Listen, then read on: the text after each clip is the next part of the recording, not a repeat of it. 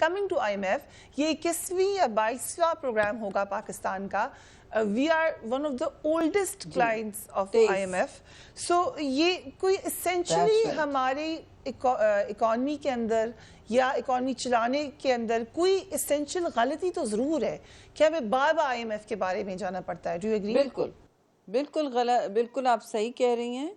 और इसमें जो एसेंशियल जो वाजे मुझे फुकदान नज़र आ रहा है, और इसमें कोई रॉकेट साइंस नहीं है, दो हैं। एक तो IMF की दो किस्म के मोटे मोटे प्रोग्राम होते हैं। एक एक्सटेंडेड फंड फैसिलिटी होती है, वो जो लैंडिंग होती है, और दूसरा स्ट्रक्चरल एडजस्टमेंट प्रोग्राम होता है। लगता है ये वो बहुत ही जो पेनफुल वाला स्ट्रक्चरल एडजस्टमेंट प्रोग्राम है उसके लिए जा रहे हैं, जो सुनने में आ रहा है 6 से 8 बिलियन डॉलर की जब बोरोइंग आप करते हैं, तो आप फिर इस वक्त कर्जा ले रहे हैं। कर्जा वापस करने के लिए आप अपना जो मेन इशू है जो सॉल्व होगा दो तरीक़ों से, टैक्स नेट बढ़ाने से और ट्रेड डेफिसिट कम करने से, वो आप कर नहीं रहे। वो आप ना कर पा रहे हो, ना कहीं दूर दूर से नज़र आ रहा है कि आपकी ये कैपेसिटी या अहलियत है। मैं इसलिए ये कह रही हूँ कि जो टैक्स नेट बढ़ता है वो FBR के ज़रिए बढ़ता है।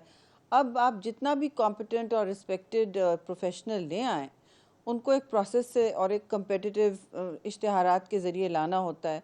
दूसरी बात यह है कि आप जब FBR की बात करते हैं, वाज़े है जो अदाद व शुमार नज़र आ रहे हैं, जो ओपन सोर्स इंफॉर्मेशन सबके पास है, वो इसमें वाज़े है कि इन्होंने 9 महीने में जो अपना टैक्स टारगेट, FBR टारगेट्स अपने लिए ख़ुद ही लगाती है, फाइनेंस भी उनके लिए लगाती है, वो इन्होंने बल्कि कम किया है।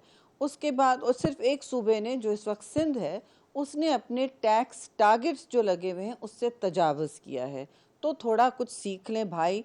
ये आपकी बुनियादी आपका मसला है कि आप टैक्स कलेक्शन बढ़ाएं, यानी अपने रेवेन्यू जो आपका मेन सोर्स होता है टैक्सेस ही होता है, उसको बढ़ाएं और प्रोग्रेसिव टैक्सेस लगाएं। यानी कि एक तो आप अशराफिया को ज़्यादा टैक्स करें और सेल्स टैक्स और गुड्स पे आप कम करें जो धड़ करके लगा देते हैं।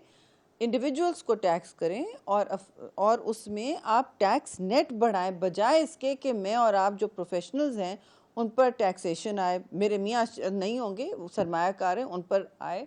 लेकिन आप मुझे बताएं कि जिन लोगों पर आप, जब आप 1 किलोग्राम मुर्गी का ख़रीदती हैं या 1 किलोग्राम दाल का, जो नए पाकिस्तान में, महंगे पाकिस्तान में बराबर हो गया, मुर्गी दाल सब बराबर हो गई है, 28 रुपये किलो की, 128 किलो दाल भी हो चुकी है। तो ये तो सूरत हाल है कि अब दाल रोटी नसीब नहीं है।